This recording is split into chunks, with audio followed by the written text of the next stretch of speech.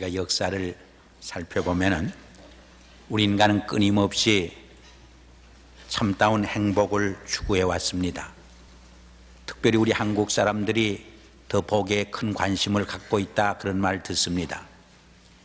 그것도 그럴 것이 우리 한국 사람들은 수저나 밥 그릇에도 복자를 새기고 여성들의 옷고름이나 옷깃에도 복자를 새겨놓고 집에도 복자를 많이 붙여 놓은 것을 볼 수 있습니다. 그러나 행복을 추구하고 축복을 소원하는 것은 비단 우리 한국 사람뿐이겠습니까? 온 인류의 공통된 염원이요 소원이라고 말할 수 있습니다. 우리가 성경을 읽어봐도 축복은 성경에 아주 중요한 위치를 차지하고 있습니다. 예를 들면 창세기 12장 1절 이하에 보면은 하나님께서 믿음의 조상 아브라함을 불러서 미지의 세계 가나안 땅으로 나가게 할 때에 이렇게 말씀합니다. 내가 너로 큰 민족을 이루고 내게 복을 주어 내게 내 이름을 창대케 하리니 너는 복의 근원이 될지니라. 너를 축복하는 자를 내가 축복하고 너를 저주하는 자를 저주하리니 모든 족속이 너를 인하여 복을 받을지니라, 그렇게 말씀합니다. 또 모세 오경을 읽어봐도 쉽게 말해서 하나님의 말씀에 순종하면 복을 얻고 불순종하면은 화와 저주가 있을 것을 선언하는 내용입니다. 이처럼 기독교 복음에 있어서 축복은 중요한 위치를 잡고 있습니다. 그런데 최근에 강단에서 복을 이야기하면은 기복사상이라고 해서 비판을 많이 합니다. 그것은 복의 문제 때문이 아닙니다. 복의 개념에 대한 바른 이해가 되지 못했기 때문입니다. 기독교의 복이 현세적인 축복, 육신적인 축복과 물질적인 축복인 것처럼 착각하는 데서 생기는 문제입니다. 우리 기독교가 말하는 축복은 육신적인 축복이나 현세적 축복 이상의 보다 높은 차원의 축복이 되는 것입니다. 오늘은 특별히 말씀이 육신이 되어 우리 가운데 거하시게 된 성서주일을 기념하고 축하하는 주일입니다. 우리가 요한복음 1장 14절에 보면은 말씀이 육신이 되어 우리 가운데 거하심에 우리가 그 영광을 보니 아버지 독생자의 영광이요 은혜와 진리가 충만하더라 했습니다. 무슨 말입니까? 말씀되는 로고스가 우리 가운데 계심으로 우리가 하나님 아버지의 영광을 친히 바라보게 되었고 그 하나님 아버지의 영광을 통해서 하나님의 풍성한 은혜와 진리의 축복이 우리 가운데 임하게 되었다고 하는 말입니다. 이 말씀을 사도 요한은 계시록 1장에서는 조금 다른 말씀으로 우리에게 표현해 줍니다. 이 예언의 말씀을 듣는 자와 읽는 자들과 그리고 거기에 기록된 것을 지키는 자들이 복이 있다고 말씀을 해주고 있습니다. 이 예언의 말씀은 사도 요한이 밤모섬에서 본 환상과 계시의 말씀을 의미합니다. 다른 말로 말해서 좁은 의미로는 요한 계시록에 기록된 말씀을 의미합니다. 그러나 넓은 의미에서는 신구약 전체 속에 계시된 하나님의 말씀을 의미한다고 말할 수 있습니다. 오늘 본문 1장 1절에 보면은 예수 그리스도의 계시란 말씀으로 시작을 하고 있습니다. 이 계시는 하나님께서 우리에게 자기 자신을 나타내 보이신 것을 말합니다. 우리 기독교 안에는 두 개의 계시가 있음을 강조합니다. 하나는 일반 계시 혹은 자연 계시입니다. 이것은 하나님께서 자연을 통해서 우주 삼라만상을 통해서 하나님 자신을 우리 인간에게 나타내 보이신 것을 말합니다. 우리는 자연의 아름다움과 창조의 장엄성을 통해서 하나님의 위대한 창조의 솜씨를 접하게 됩니다. 그 배후의 계시는 역사의 주인공이 되시는 하나님을 우리는 생각하게 됩니다. 그러나 우리는 일반 계시, 자연 계시를 통해서 하나님을 바로 이해할 수가 없습니다. 그것만은 불충분합니다. 그것으로는 부족합니다. 그래서 하나님께서 친히 자기 자신을 특별히 계시해 주었습니다. 그것이 바로 성경 말씀을 통해서 계시해 주신 것입니다. 우리는 이 성경을 특별 계시라 그렇게 부르고 있습니다. 그러나 이 성경 말씀 중에서도 예수 그리스도가 성육신 하셔서 하나님 아버지와 하나님 아버지의 진리의 세계를 보여준 것은 특별 계시 중에 특별 계시가 되어지는 것입니다. 오늘은 말씀 되시는 예수 그리스도가 세상에 오심으로 우리에게 허락해 주신, 계시해 주신 은혜와 축복을 생각해 보면서 함께 은혜를 나누고자 합니다. 오늘 본문 3절에 보면은 이 예언의 말씀을 읽는 자들과 듣는 자들과 거기에 기록된 것을 지키는 자들이 복이 있다고 말씀합니다. 여기 복받는, 축복받는 비결이 잘 나타나 있습니다. 물론 복받기 전에 복의 개념을 바로 이해하는 것이 중요합니다. 성경이 말하는, 기독교가 말하는 참된 축복이 무엇인가를 바로 이해하는 것이 더 중요합니다. 동양에서는 건강하고 오래 사는 5가지 축복을 복으로 생각했습니다. 이것은 육신적인 물질적인 축복에 근거를 합니다. 그러나 예수님께서는 세상에 오시어서 산상보훈을 통해서 더 신령한 하늘나라의 축복을 우리에게 말씀해 주셨습니다. 심령이 가난한 자가 복이 있다든가, 애통하는 자가 복이 있다든가, 혹은 의를 사모하고 추구하는 사람이 복이 있다든가, 화평을 추구하는 사람이 복되다고 우리에게 가르쳐 주었습니다. 이것은 보다 차원 높은 영적 세계의 축복을 우리에게 말해 주고 있는 것을 우리는 여기서 생각해 볼 수 있습니다.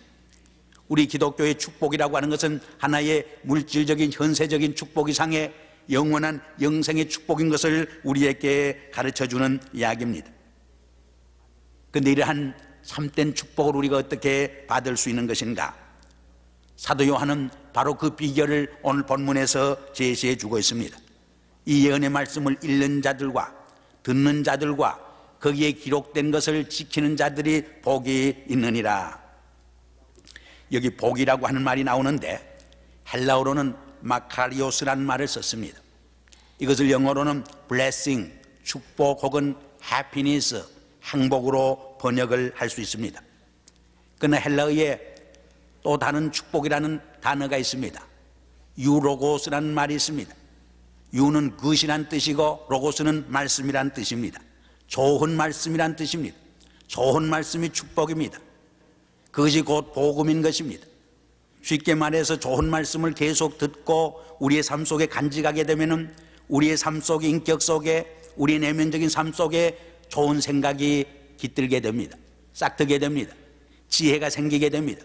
그 좋은 아이디어와 지혜 말씀을 입을 벌려 하게 될 적에 덕을 세우게 됩니다. 이 좋은 말씀이 우리의 인격을 변화시키고 새롭게 합니다. 우리의 삶을 새롭게 할 뿐만 아니라 우리의 공동체와 사회를 복스럽게 만들어 가는 것입니다. 그러니까 좋은 생각, 지혜로운 말을 하지 못하고 나쁜 생각, 나쁜 말을 하기 때문에 복을 쏟습니다. 복을 받지 못합니다. 성공하지 못하는 것을 우리는 볼 수 있습니다.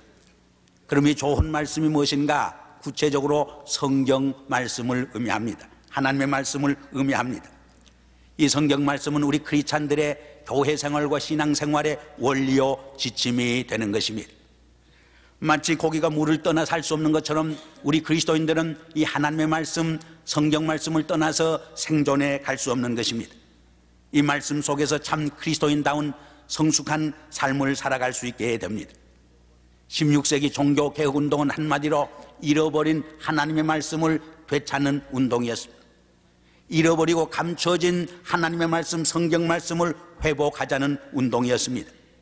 왜냐하면 이 하나님의 말씀에 대한 회복이 있을 적에 생동하는 신앙이 있고 정말 생명력이 넘치는 산 교회 공동체가 이루어질 수 있기 때문입니다. 그럼 이 성경은 어떤 책인가? 어떻게 이루어졌는가? 우리가 겉으로 보면은 40여 명의 저자에 의해서 1600년 동안 기록되었습니다.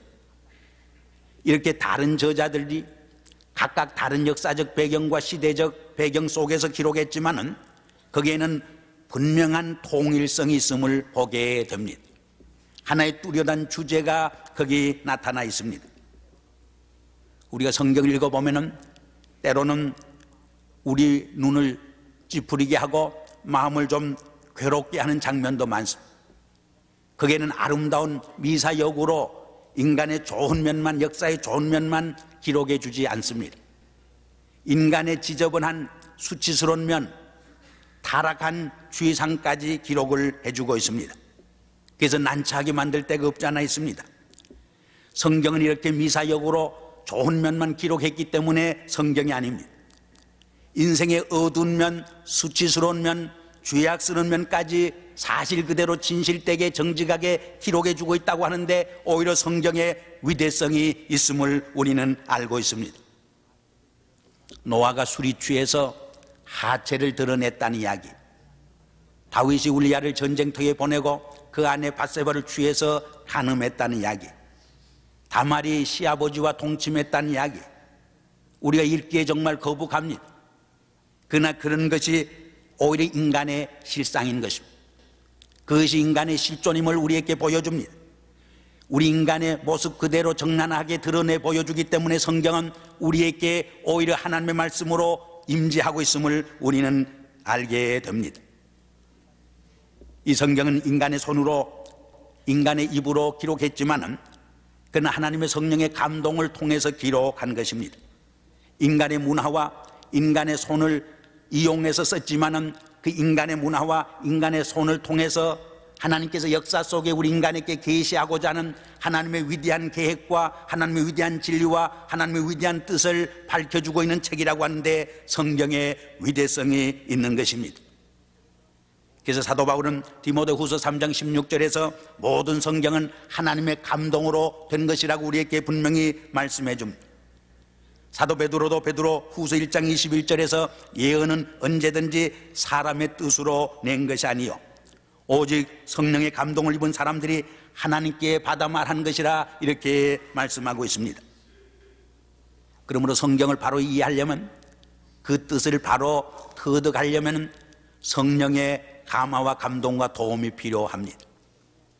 성령의 감동을 통해서 기록된 것이기 때문에 단순히 인간의 지식만으로는 이 심오한 진리를 다 이해하고 터득할 수 없게 되는 것을 우리는 기억해야 합니다.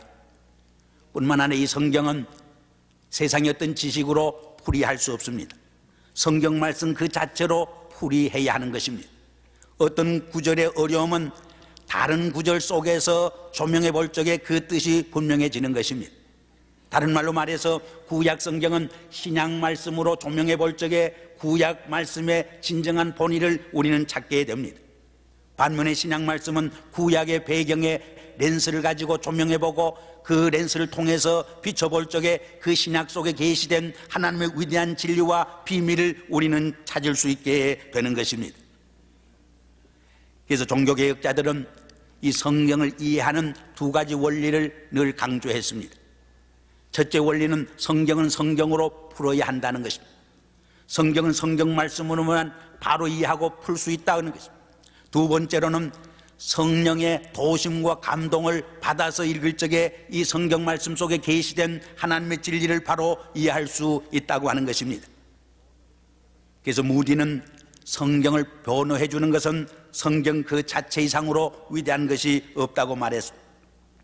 조지 박스는 성경은 성령의 감동을 받아서 쓴 것이기 때문에 성령을 받지 않은 사람은 성경을 바로 이해할 수 없다고 그는 주장을 하기도 했습니다. 그럼 성경의 대주제가 무엇인가? 한마디로 말해서 예수 그리스도입니다. 예수 그리스도의 오심과 성육신, 십자가의 죽음을 통한 죄 사유함, 부활을 통한 영생의 축복을 우리에게 말씀해 주고 있습니다.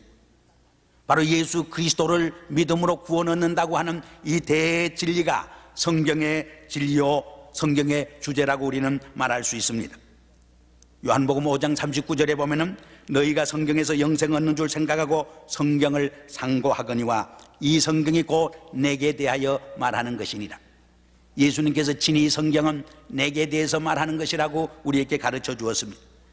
요한복음 20장 31절에 보면 오직 이것을 기록함은 예수께서 하나님의 아들 그리스도이심을 믿게 하려 하며 또 너희로 믿고 그 이름을 힘입어 생명을 얻게 하려 함이라고 말씀했습니다. 요한복음을 기록한 목적은 두 가지입니다. 하나는 예수가 하나님의 아들 그리스도 되심을 믿게 하려는 데 있습니다. 두 번째로는 예수를 믿음으로 영생을 구원을 얻게 하는 데 목적이 있습니다. 그래서 요한복음을 읽어보면 1장에서 21장까지 이 두 가지 목적을 가지고 계속 기록한 것을 봅니다. 1장에서는 빛으로 오신 예수 그리스도를 보여줍니다. 말씀이 육신이 되어 오신 것을 우리에게 보여줍니다. 그것은 예수가 보통 사람이 아니고 하나님의 아들됨을 믿게 하려는 데 있습니다. 믿어 어둠 속에 사는 인생들이 빛 가운데로 나아가기를 우리에게 바라는 것입니다. 2장에서는 예수님께서 세상에 오시어서 제일 처음으로 기적을 행한 물로 포도주가 되게 한 사건이 있습니다. 그 기사를 통해서도 예수는 하나님의 아들이 되시고 그리스도가 되심을 우리에게 믿게 하려는 데 있습니다. 두 번째는 그를 믿음으로 우리도 물이 포도주가 된 것처럼 중생한 삶, 변화된 삶, 구원의 삶, 영생의 삶이 있음을 우리에게 말해 주려는 데 있습니다. 3장에는 예수와 니고데모의 대화가 있습니다. 니고데모와 예수님의 대화를 통해서 중생의 삶, 거듭남의 삶을 우리에게 가르쳐 줍니다. 그 장면을 통해서도 예수님은 보통뿐이 아닌 하나님의 아들이요 그리스도가 되심을 우리에게 보여줍니다. 그리고 그를 믿을 적에 영생의 삶, 거듭남의 삶이 있음을 우리에게 가르쳐 줍니다. 4장에는 사마리아 우물가에서 한 여인을 만난 예수님의 대화가 나옵니다. 그 장면을 통해서도 예수님을 세 단계로 이해하게 되는 모습을 보여줍니다. 첫째 단계는 낯선 유대인, 두 번째 단계는 선지자로 나타난 예수, 세 번째 단계는 바로 그들이 기다리는 메시아 그리스도임을 우리에게 가르쳐 줍니다. 그때 그녀는 물동이를 던져주고 마을로 뛰어들어가서 내가 메시아를 만났다고 복음을 증가하게 되는 것을 봅니다. 그리스도를 통해서 잃어버린 삶의 이상과 삶의 비전을 되찾고 영생을 얻게 되는 장면을 우리에게 보여주고 있습니다.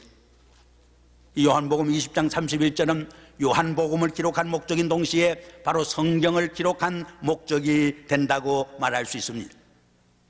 이 점에서 우리 그리스도인들은 성경을 깊이 묵상하고 읽고 생활에 옮길 수 있어야 합니다. 성경을 열심히 공부해야 합니다. 우리가 성경을 공부하는 세 가지 목적을 우리는 들 수 있습니다. 하나는 성경을 공부함으로 삼위일체 하나님을 바로 알게 됩니다. 하나님과 예수 그리스도와 성령을 이해하게 됩니다. 그럼 마지막으로 이 말씀을 읽고 듣고 지키는 자가 어떤 축복이 있는가 간단히 몇 가지로 말씀을 드리려고 합니다. 첫째로 믿음의 축복이 뒤따르게 됩니다. 우리의 믿음이 건강해지고 경건한 신앙이 육성되어집니다. 바울은 믿음은 들음에서 온다고 그랬습니다. 그리고 들음은 그리스도의 말씀에서 온다고 말합니다. 로마서 10장 17절에서 그렇게 말합니다. 우리가 말씀을 읽고 배울 적에 우리의 신앙이 성장하고 우리의 신앙이 성숙해지는 것입니다. 믿음은 곧 하나님의 관점에서 인생과 역사를 바라보는 것을 말합니다. 우리가 역사와 인생을 예수 그리스도의 관점에서 하나님의 관점에서 보게 될 적에 우리의 삶은 달라집니다. 우리의 역사와 공동체는 변화됩니다. 우리가 이 말씀 안에서 믿음을 간직하게 될 적에 우리의 인격이 달라지고 우리의 삶이 새로워지는 것을 우리는 볼 수 있습니다. 믿음은 예수 그리스도로 하여금 그리스도를 통해서 하나님께서 베풀어 주신 하나님의 놀라운 은혜를 받아들이는 그릇인 것입니다. 그래서 에베소서 2장 8절 이하에 보면 우리가 구원받는 것은 우리의 공로나 행위로 맘지 아니하고 하나님의 은혜로 인하여 믿음으로 말미암아 구원을 얻는다고 우리에게 가르쳐 주고 있습니다. 두 번째로는 우리가 성경을 열심히 읽을 적에 주님의 참 제자가 되고 모든 죄악과 율법에서 해방과 자유함을 얻게 됩니다. 요한복음 8장 32절에 보면은 너희가 내 말에 거하면 참 내 제자가 되고 진리를 알지니 진리가 너희를 자유케 하리라 했습니다. 예수님은 너희의 소유가 너희를 자유케 하리라 하지 않았습니다. 너희의 재물이 너희를 자유케 하리라 가르쳐 주지 않았습니다. 너희의 지식과 지혜가 너희를 자유케 하리라 말씀하지 않았습니다. 너희가 진리를 알지니 진리가 너희를 자유케 하리라고 말씀했습니다. 우리 인간은 빵만 먹고 사는 존재가 아닙니다. 진리를 먹고 사는 존재입니다. 이 진리를 깨닫게 될 적에 삶의 기쁨과 희열이 있습니다. 삶의 보람을 느낍니다. 행복감을 누리게 되는 것입니다. 그래서 공자는 아침에 도를 깨달으면 저녁에 죽어도 한이 없다고 하는 유명한 말을 남기기도 했습니다. 세 번째로 온전한 인격을 이루게 됩니다. 디모데후서 3장 16절에 보면 모든 성경은 하나님의 성령의 감동으로 된 것으로서 교훈과 책망과 바르게 함과 의로 교육하기에 유익하니 이는 하나님의 사람으로 하여금 온전케 한다, 그렇게 말씀해 주고 있습니다. 우리는 말씀 안에서 온전한 신앙 인격을 이루게 됩니다. 그러나 이 성경 말씀이 그렇게 귀하지만은, 성경 말씀이 그렇게 많은 축복을 약속하지만은 우리가 성경을 읽지 않냐고 듣지 않냐고 이 말씀을 우리가 생활 속에서 지키지 않을 적에 그 축복은 우리와는 아무 상관이 없게 되어집니다. 사랑하는 성도 여러분, 여러분 중에 고독하고 외로운 분이 있습니까? 사업에 실패했다고 눈물 흘리는 분이 있습니까? 가정에 어려움이 있다고 좌절하는 분이 있습니까? 삶의 의미를 찾지 못하고 허무 속에 방황하는 분이 있습니까? 어둠 속에서 길 잃고 방황하는 심령이 있습니까? 하나님 말씀 안에서 위로를 찾으시길 바랍니다. 하나님 말씀 안에서 주시는 삶의 기쁨과 보람과 이상을 바라볼 수 있기를 바랍니다. 하나님의 말씀 속에 계시된 진정한 소망을 바라볼 수 있기를 바랍니다. 거기에 참된 소망이 있습니다. 거기에 영원한 소망이 있습니다. 거기에 새로운 삶의 약속이 있음을 우리는 잊지 말아야 할 것입니다. 그래서 아브라함 링컨은 하나님께서 주신 최상의 선물이 성경이라고 말했습니다. 세상의 모든 좋은 것은 이 성경을 통해서 우리에게 주어진다고 주장을 했습니다. 계속해서 늘 성경을 펴들고 있으라, 그리하면 너의 천국 가는 길은 열려 있으리라고 말했습니다. 사랑하는 성도 여러분, 여러분의 손에 늘 성경이 펼쳐지기를 바랍니다. 그 성경 말씀을 읽고 듣고 지킴으로써 하나님께서 약속해 준 놀라운 영생의 축복을 누리시는 여러분 되기를 주의 이름으로 축원합니다. 기도하겠습니다. 아버지 하나님, 어둠 속에 방황하는 인생들을, 죄악의 포로로 살아가는 비참한 우리들을 구원하시기 위해서 독생자 예수 그리스도를 보내주심을 감사합니다. 오늘은 말씀으로 육신이 되어 오신 예수 그리스도의 오심을 저희들이 기억하면서 말씀을 주신 하나님께 감사와 찬송과 영광을 돌립니다. 그러나 이 말씀이 우리의 양식이 되게 하시고 이 말씀을 읽고 듣고 지킴으로써 하나님께서 우리에게 베풀어 주시는 그 놀라운 축복의 약속을 누릴 수 있게 도와주시옵소서. 예수 그리스도 이름으로 감사하며 기도드리옵나이다. 아멘.